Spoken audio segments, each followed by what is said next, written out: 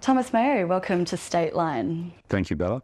You played a pivotal role in the campaign. You were essentially the face of it. How did it feel to see Australians vote no against something that you were so invested in?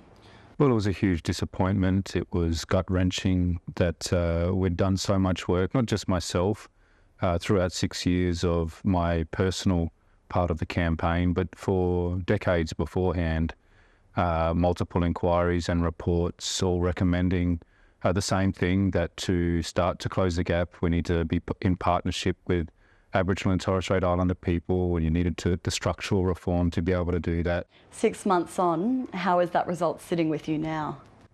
Well, I've moved on. It's still there's still an emptiness in my chest about it, but these things happen. We've seen this sort of rejection of what Indigenous people have called for in the last more than 200 years over and over again. We've always been on the right side of history because justice, it's a long arc to justice, but we get there.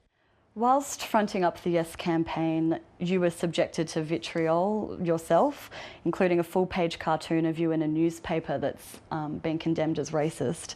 How did it feel to be publicly targeted like that?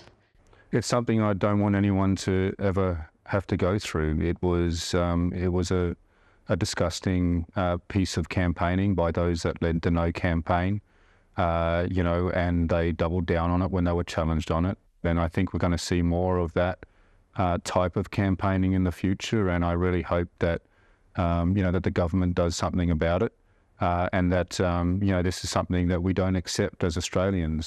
The Yes campaign received millions of dollars in funding. It received the support of organisations and corporations. Where do you think the campaign went so wrong in the end? I think it's fair game to say that some things could have been done better because there's no perfect campaign. But I think about the political opportunity that Peter Dutton took, the coalition to try and take some bark off Albanese, which is what it was all about. How do you feel about those people who did vote no? Can you understand it?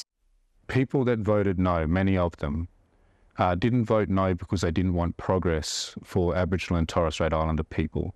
I think that they voted no because they thought that there was something to lose out of this. And the truth is, though, that there was everything to gain.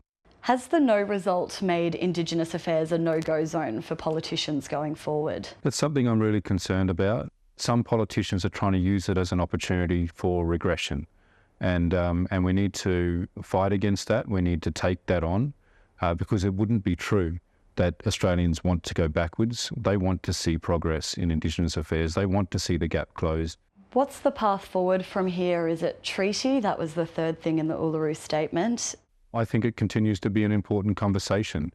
It will take a very long time, though. That's the complexity of treaty. And so we cannot wait for a treaty outcome. I think a legislated voice to Parliament makes sense. It continues to be common sense that when you make decisions about a people, that you listen to what they have to say, and that's all a voice is. We're here in the Northern Territory, where an election is less than 6 months away. Given the NT has some of the greatest need when it comes to Indigenous disadvantage, how do we avoid the Territory being left further behind? I think we should establish a way for Indigenous people to come together regularly, to have debates and discussions about what we need in the Territory, and for the government to listen. I would like to see an advancement on all of the things that the Uluru Statement calls for. I'd like to see, a Makarrata Commission established. These are important things. What's next for you personally? I know that many Australians are wondering what's next for progress in Indigenous affairs. They want to know how they can help. And so I'm working on a book called Always Was, Always Will Be. It'll be released in July, and it'll help people understand how the campaign for justice and peace continues. In that book, you talk about hope. How have you maintained hope throughout this process? Well, I've maintained hope because I know that we don't always win campaigns the first time.